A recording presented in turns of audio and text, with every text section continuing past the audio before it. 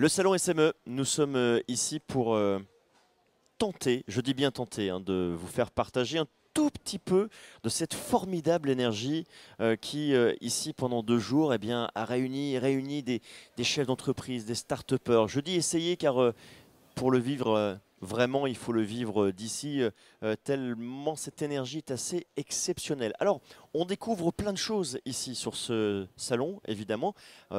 Des entreprises, des entrepreneurs, on échange entre nous, des entreprises qui vont vous accompagner, des sociétés qui vont vous aider. Et puis, on découvre également eh bien, des choses dont on parle un petit peu moins. Alors, on parle beaucoup de création d'entreprise, mais on parle un tout petit peu moins de reprise d'entreprise. C'est justement ce que nous allons faire avec Monsieur Guillaume Bordeaux-Montrieux. Bonjour, Bonjour. merci d'être venu jusqu'à nous. Vous êtes avant tout un entrepreneur. Vous avez commencé à partir de 22, 23 ans, donc vous avez l'entrepreneuriat chevillé au corps, c'est le moins qu'on puisse dire. Et puis, à un moment donné dans votre vie, vous avez commencé à racheter des entreprises. Aujourd'hui, vous partagez votre savoir et vous faites un certain nombre de coaching, de repreneurs, notamment au sein de la société Créactif. Et puis vous faites des séminaires comme ici, par exemple, pour expliquer à quoi doit-on faire attention lorsque l'on veut racheter une entreprise. Le plus difficile dans le rachat de l'entreprise, c'est ce que j'appellerais la chasse. Trouver sa cible. Et trouver sa cible, ça nécessite un grand travail sur soi-même. J'ai appelé ça de faire une espèce de SWOT personnel. Le SWOT personnel, c'est se dire en quoi je suis compétent, en quoi ce que je ne sais pas faire, ce que j'ai envie de faire et ce que je n'ai pas envie de faire. Si je réponds déjà fondamentalement à ces 4 questions-là, je vais éviter un premier aléa dans la démarche de la reprise qui est avoir une cible floue. C'est-à-dire faire comme je ferais au supermarché, d'aller picorer à droite et à gauche, etc. Dans la démarche de la reprise d'entreprise, ça ne pardonne pas. En particulier, quand je travaille avec des intermédiaires, des gens qui vont faciliter la relation avec l'entreprise cible, s'ils me sentent flou dans ma démarche, ils ne vont pas m'aider. Et sans eux, ça sera extrêmement difficile d'avancer concrètement sur le rachat de l'entreprise. Alors, lorsqu'on décide de racheter une entreprise, vous l'avez dit, il faut la cibler. Comment peut-on trouver des entreprises que l'on peut racheter Est-ce qu'il y a un site internet? Est-ce qu'il y a une bourse au rachat de l'entreprise? Est-ce qu'il y a des astuces à connaître? Alors, il y a un site internet qui est leader sur ce domaine, qui s'appelle Fusac.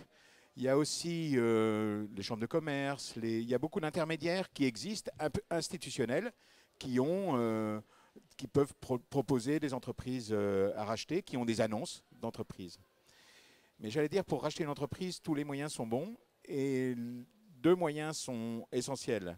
La première, c'est une démarche proactive pour aller chercher les entreprises, contacter des entreprises dans un secteur que l'on cible, d'une taille que l'on cible, avec une approche que l'on cible, et les contacter directement ou avec l'aide d'un intermédiaire qui va faire un premier contact avec l'entreprise. Ça, c'est la première chose.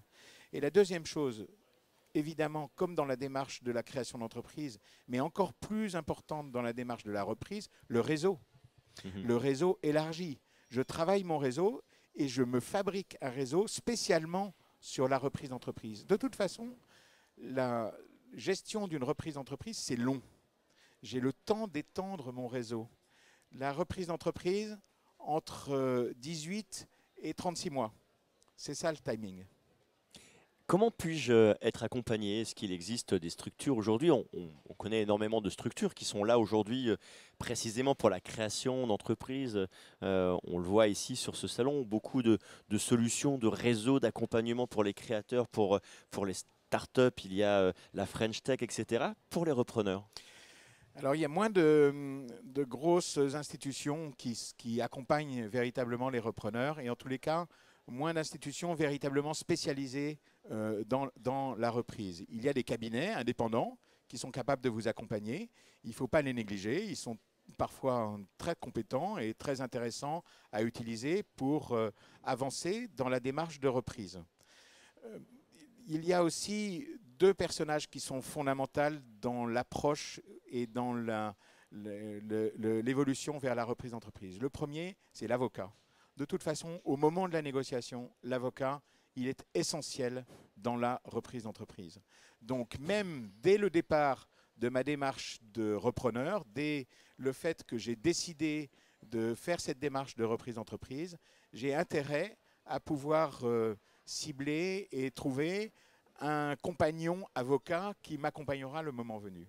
La deuxième chose, le deuxième personnage essentiel, c'est évidemment l'expert comptable. Je vais avoir besoin d'analyser les comptes. J'ai besoin aussi d'analyser les comptes avec recul par rapport à ma propre démarche. Et donc, un spécialiste du domaine est indispensable dans cette démarche-là. Quelles sont les compétences, les qualités nécessaires pour racheter une entreprise dont on n'a pas forcément besoin lorsqu'on en crée une? Est-ce qu'il existe? Est-ce qu'on a besoin d'avoir des capacités, des connaissances, des compétences complémentaires? J'allais dire que la première compétence qui est indispensable d'avoir, c'est l'humilité. C'est idiot à dire, mais... Ne pas arriver comme un cow-boy. Exactement, exactement. Il faut comprendre que le cédant, celui qui va vous vendre son entreprise, il est chef d'entreprise. Il a travaillé dans son entreprise pendant 5, 10, 15 ans, 30 ans.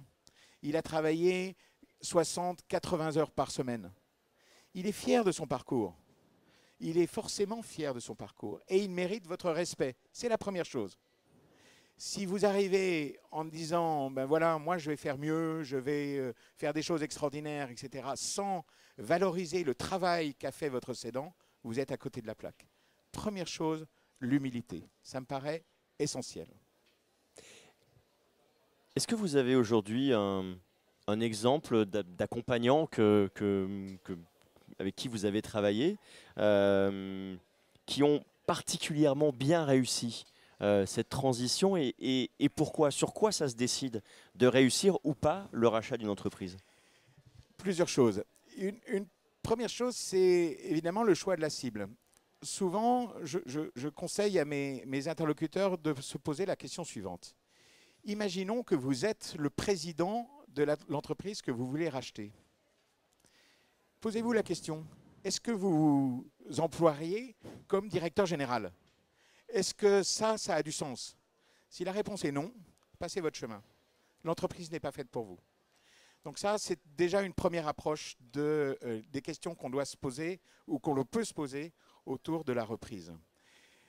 Alors évidemment, des accompagnements et des reprises d'entreprise, il y a de très très belles histoires dans la reprise d'entreprise. Il y a souvent des interlocuteurs qui vont valoriser et revaloriser une entreprise déjà vieillissante et qui vont, par leur travail, leur talent, parce qu'ils ont su apporter quelque chose de nouveau, valoriser d'une manière exceptionnelle le travail qui a été fait pendant plusieurs années auparavant. D'accord ? J'ai plusieurs exemples en tête de cette nature avec par exemple quelqu'un qui reprend une entreprise qui faisait de l'amnium sur les aciers, sur les métaux. Finalement, cette entreprise était petit à petit vacillante. Quand elle a été reprise par quelqu'un qui avait des compétences fortes à l'export, eh bien, cette entreprise a retrouvé un dynamisme total. C'était une entreprise dans un petit village et finalement, l'ensemble du village a été formidablement animé par cette reprise extrêmement dynamique. Il est très important dans le domaine de la reprise de se poser aussi une question qui me paraît assez simple mais assez fondamentale. C'est qu'est-ce que moi, je vais pouvoir apporter dans les 6 mois qui vont suivre la reprise de l'entreprise, qu'est-ce que je vais pouvoir lui apporter concrètement ?